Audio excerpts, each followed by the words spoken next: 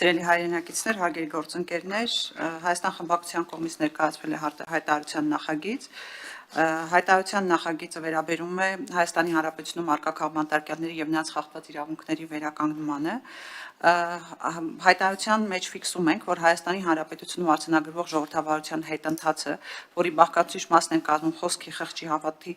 հավաքների, ազատությունների կոպիտ ոտնահարումները, ԶԼՄ-ների հանդեպ ճնշումները, շինց ու քրեական գործերը, քաղաքական այլ հայացքներ ունեցող գործիչների եւ քաղաքացիների նկատմամբ, ընտրովի արդարադատությունը, կոռուպցիայի ահագնացող մակարդակը եւ դրսեւորում են նաեւ աննախադեպ թվով քաղաքական բանտարկյալների առկայությամբ։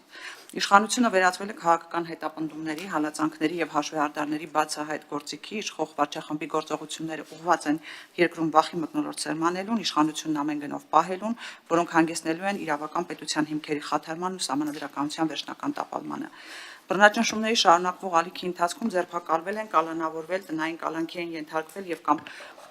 անարդար դատավճիռներով դատապարտվել են հայաստանյաց առաքելական Սուրբ եկեղեցին ներկայացնող arczepiskopոսներ, հոգևոր սպասավորներ եւ ծառայողներ, հայրենիքի պաշտպանության գործում իրենց կյանքը նվիրաբերած զինծառայողների ընտանիքների անդամներ եւ կամ հարազատներ, ընդդիմադիր քաղաքական կուսակցությունների ղեկավար մարմինների եւ երիտասարդական միությունների անդամներ, քաղաքական եւ քաղաքացիական գործունեություն իրականացնող եւ կամ իշխանություններին քննադատող անձինք, հասարակական եւ բարեգործական գործունեություն իրականացնող անձինք, Հայաստանի Հանրապետության եւ Արցախի Հանրապետության ազգային ժողովների падգամավորներ, համայնքների ղեկավարներ, ավականիներ եւ տեղական ինքնակառավարման մարմինների աշխատակիցներ։ Ազատությունից զրկված վերնշված բազմաթիվ քաղաքացիները համաձայն ԵԽԽՎ 2012 թվականի թիվ 1900 բանաձևով սահմանված չափանիշների ամբողջությամբ համապատասխանում են քաղաքապետարանի կարգավիճակին։ Ես չեմ ընթերցի 1900 բանաձևով նախատեսված չափանիշները, կարծում եմ բոլորը ծանոթ եք այդ չափանիշներին, եւ ելնելով վերոգրալից աներկբա արձանագրում ենք, որ բազմաթիվ քաղաքացիներ զրկվել են ազատությունից կամ հետապնդվում են ոչ թե հանցանքի, այլ իրենց գաղափարների, խոսքի եւ դիրքորոշման համար, որոնց առնչությամբ առկա են խնդրական եւ տարբերակված մոտեցումներ։ Ոստի հաշվի առնելով վերոնշյալը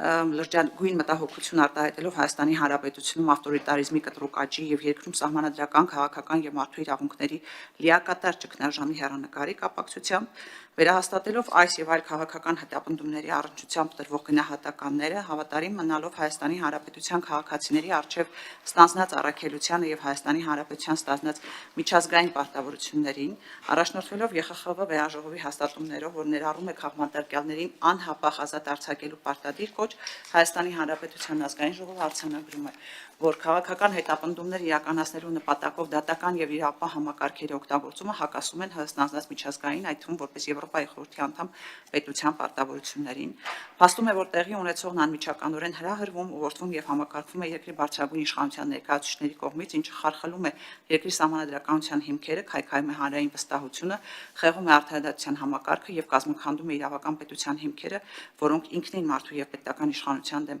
ուղղված հանցագործություններ են, իր լիակատար համերաշխությունն է հայտնում բոլոր քաղաքապետարներին, քաղաքալացյալներին եւ նրանց ընտանիքներին, պահանջում է դատարանների անկախության ապահովում, ընդդիմադիր գործիչների նկատմամբ իրականացվող հետապնդումների դադարեցում, բոլոր քաղաքապետարների ազատ արձակում, հրավիրում է Եվրոպական միության, Եվրոպայի խորհրդի, ԵԱՀԿ-ի, ՄԱԿ-ի մարդու իրավունքների գերագույն հանձնակատարի, միջազգային իրավապաշտպան կազմակերպությունների, ինչպես նաև Հայաստանի Հանրապետությունում հավատարմագրված բոլոր դիվանագիտական ներկայացուցչությունների ուշադրությունը տեղի ունեցող բացահայտ հակաժողովրդավարական եւ հակաիրավական գործընթացների վրա, ակնկալելով հստակ գնահատականներ Հայաստանի Հանրապետության իշխանությունների կողմից իշխանության ճյուղերի միջև հավասարակշռման եւ փոխզսպման մեխանիզմների խաթարման եւ քաղաքական զանգվածային բռնաճնշումների առնչությամբ եւ վերահաստատում է Հայաստանի Հանրապետության հանձնառությունը միջազգային չափանիշներին համապատասխան իրականացնել քաղաքապետարների իրավունքների եւ ազատությունների պաշտպանությունը։ Այսպիսին է հայտարարության տեքստը եւ փորձեմ ներկայացնել հիմնավորումը։ Նախ հրատապությունը պայմանավորվեց է նրանով, որ Հայաստանում օրեցօր ահագնանում են բռնաճնշումները, այն ժամանակ, երբ մենք պատրաստում էինք այս հայտարարությունը, դրան զուգահեռ ելի տեղի էին ունենում քաղաքական նկատառումներով եւ ենթատեքստով կալանավորումներ, եթե ես փորձեմ այսպես թվարկել այն մարդկանց, ովքեր ենթարկվում են քաղաքական հետապնդման եւ նաեւ կալանավորված են քաղաքական դրդապատճառներով կարծում եմ շատ երկար ժամանակ կխլի։ Այս պահին քրեական հետապնդման են ենթարկվում 60-ից ավելի Հայաստանի Հանրապետության քաղաքացիներ, ընդ որում քրեական հետապնդման են ենթարկվում հենց 19:00 բանաձևով սահմանված առաջին չափանիշի հիման վրա, այսինքն կալանավորումը իրականացվել է մարդու իրավունքների եվրոպական կոնվենցիայի եւ նրա արձանագրություններում արտացոլված հիմնարար երաշխիքների, մասնավորապես մտքի խղճի, կրոնի ազատության, արտահայտվելու եւ տեղեկատվության ազատության, հավաքների եւ միավորումների ազատության երաշխիքներից որը մեկի խախտում։ Մենք ունենք կալանավորված arczepiskopos, խոսքը Միքայել arczepiskopos Ալջապահյանի մասին է, ում նկատմամբ արդեն կա իհարկե առաջին ադյանի մեղադրական դատավճիռը եւ նշանակվել է պատիժ 2 տարի ազատազրկման ձևով, որին ոչ միայն կարելի է անվանել քաղբանտարկյալ, այլ կարելի է անվանել խղճի բանտարկյալ, որովհետեւ մենք տեսնում ենք, որ վերջինիս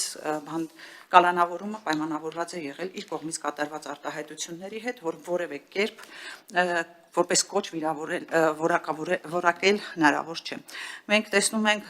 Բագրատ arczepiskopos Գալստանյանին եւ մնացած 17-ին, ովքեր անցնում են ահաբեկչության վերաբերյալ գործով, այստեղ կան բազմաթիվ կալանավորված անձինք եւ ընդ որում պետք է եւս մեկ անգամ հաստատեմ, որ կալանավորման համար ներկայացված փաստարկները եւ նաեւ որոնք որպես ապացույց ուսումնասիրվելու են նաեւ դատարանում խիստ կասկածի տեղիք են թողնում անաչառ դիտորդի մոտ եւ թերևս այստեղ եւս մեկ մտահոգության մասին պետք է խոսեմ այս գործի հետ կապված ցավոք սրտի պետք է արձանագրեմ որ ազգային ժողովի ամբիոնը պետական պաշտոնատար անձանց կողմից օգտագործվել է սուտ կամ կեղծ ինֆորմացիա տարածելու համար ազգային ժողովի ամբիոնից դատախազի կողմից ներկայացված փաստական հանգամանքները ամբողջությամբ կոտրվում են պաշտպանական կողմից բերված հիմնավորումների հիման վրա, իսկ ազգային ժողովում քննչական կոմիտեի ղեկավարը հայտարարություն արեց, որ արկա է ահաբեկչության պլան ձեռքով գրված փաստաթուղթ, մինչդեռ գործի նյութերում այդպիսի փաստաթուղթ նույնիսկ գոյություն չունի, սա հասարակությանը մոլորության մեջ գցելու հերթական փորձը կարելի է դիտարկել։ Կալանքի տակ են գտնվում Գյումրում անհնազանդության ակցիային մասնակցած 23 Հայաստանի Հանրապետության քաղաքացիներ, 3-ի բանտային կալանքը փոխվել է այլ խափանման միջոցով։ Կալանքի տակ են գտնվում լրագրողական եւ այսպես բլոգերական աշխատանք կատարելու ընթացքում իրենց կարծիքը հայտնած Վազգեն Սաղաթելյանը, Երև Նարեկ Սամսոնյանը, Դավիթ Համբարձումյանն է ազատազրկման ենթարկված, կալանքի տակ են գտնվում զոհված հայրենիքի համար զոհվածի ծնողներ, կալանքի տակ են գտնվում նաև համայնքի ղեկավարներ, այնպես որ եթե այսպես փորձենք թվային կերպով ներկայացնել, գրեթե 40 անձ այս պահին գտնվում է կալանքի տակ։ Այստեղ ուզում եմ առանձնացնել նաև Լիդիա Մանթաշյանին, որովհետև 3 դատարանը որոշում կայացրեց եւս 3 ամսով Լիդիա Մանթաշյանի կալանքը երկարացնելու Լիդիա Մանթաշյանին միանշանակ կարելի է դիտարկել որպես քաղաքական բանտարկյալ, որովհետև ԵԽԽՎ 19:00 բանաձևի համաձայն կտեսնենք, որ ակնհայտ խտրական վերաբերմունք է իր նկատմամբ եւ նաեւ կալանքը այսպես թե այնպես չի հիմնավորվում կալանքի երկարացման համար դատարանի կողմից բերված հիմքերը կարծես թե հիմնավոր չեն եւ ավելին տպավորություն է, որ Լիդիա Մանթաշյանը դատարանի կողմից պատժվում է, որովհետև 5 ամիս է Լիդիա Մանթաշյանի տեսակցությունները սահմանափակված են նույնիսկ պատգամավորների համար եւ այստեղ իհարկե հարց է առաջանում, թե որն են դրդապատճառները, որով որ այդ սահմանափակումը այնուամենայնիվ շարունակվում է։ Ես կարող եմ այստեղ շատ երկար ներկայացնել ԵԽԽՎ 19:00 չափանիշների համապատասխանությունը, կարող եմ խոսել նաև ԵԽԽՎ իրավական հարցերի եւ մարդու իրավունքների կոմիտեի զեկույցի մասին, 13:011 զեկույցի մասին, որի հիման վրա ընդունվել է 1900 բանաձևը եւ այստեղ իհարկե խոսվում է ապացուցելու բեռը մասին եւ եթե հակիրճ ասեմ, ապա բանաձևը նախատեսում է, որ զեկույցը նախատեսում է, որ եթե կողմը իրեն հայտարարում է քաղաքական բանտարկյալ, ապա պետության վրա է ընկնում ամբողջ բեռը ապացուցելու, որ նա քաղաքաբանտարկյալ չէ եւ ցավոք սրտի մենք մինչ այժմ այնուամենայնիվ ականատես ենք լինում ճիշտ հակառակին, որովհետև չկա որևէ հիմնավոր փաստարկ, որը կապացուցի, որ իմ կողմից թվարկված անձինք չեն ենթարկվում քրեական հետապնդման քաղաքական դրդապատճառներով եւ իմ կողմից թվարկված անձինք քաղաքաբանտարկյալներ չեն հանդիսանում։ Ես կարծում եմ այսքանով կսահմանափակեմ իմ ներկայացումը եւ կպատասխանեմ հարցերին, փորձելով այդպես ավելի հստակություն մտցնել հայտարարության տեքստի մեջ։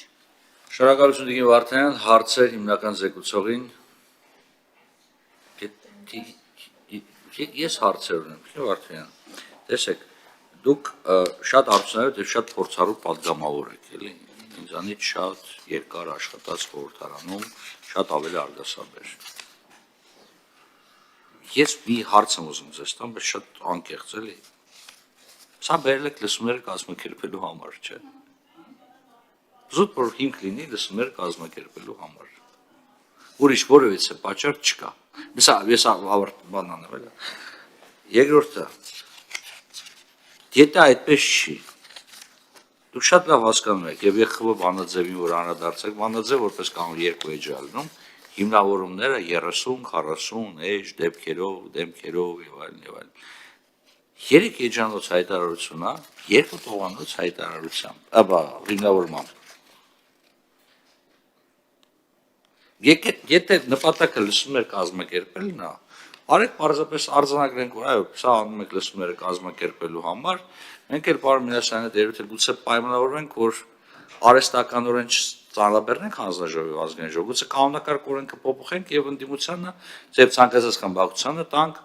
առանց ինչ-որ օրակարգային հարցեր լսումներ կազմակերպելու իրանք, որտեղ սա դառնում է իզուր լրացուցիչ բեռ, լսումների կազմակերպման նպատակով գալիս են նման նախագծեր։ Խնդրեմ Տիկին Վարդանյան։ Շնորհակալություն հարցի համար, պարոն Վարդանյան։ Այո, կարող էինք տասնյակ էջերով հիմնավորումներ ներկայացնել, բայց ամեն ինչ այնքան ակնհայտ է եւ ամեն ինչ այնքան տեսանելի է բոլորի համար, այդ թվում նաեւ վստահ եմ ձեր եւ հանրության մնացած ներկայացների, որ լրացուցիչ հիմնավորման մեջ անդրադառնալ 40 կալանքի տակ գտնվողներից յուրաքանչյուրի գործին եւ յուրաքանչյուրի պարագայում հիմնավորել, որ 1900 բանաձևով նրանք հանդիսանում են քաղաքաբանտարկյալ, կարծում եմ տեղին չէ լինի, որովհետեւ վստահ չեմ, որ նույնիսկ 30 էջի պարագայում ձեզ համոզելու էինք փոխել ձեր դիրքորոշումը, որովհետեւ դուք արդեն որոշակի դիրքորոշմամբ այստեղ ներկա եք գտնվում եւ թերևս նաեւ ձեր հարցազրույցներից եւ ելույթներից դրա մասին կարելի է հետևություններ անել, բայց միևնույն ժամանակ հայտարարությունը ներկայացնելու պատճառներից մեկն էլ այն է հանդիսանում, որ անկախ նրանից, որ դուք հանդիսանում եք այս քաղաքական ուժի ներկայացուցիչը, ես ունեմ ներքին համոզմունք, որ դուք նաեւ որպես Հայաստանի Հանրապետության քաղաքացի պարտավոր եք ճիշտ գնահատականներ տալ արկա իրավիճակին եւ հետեւաբար այս պարագայում հայտարարության տեքստը շրջանառության մեջ դնելը ոչ միայն լսումների նպատակ ունի, այև եւս մեկ անգամ ձեզ որպես Հայաստանի Հանրապետության քաղաքացի այսպես դրթելու կամ կոչ անելու ճիշտ գնահատականներ տալ երկրում արկա իրավիճակին։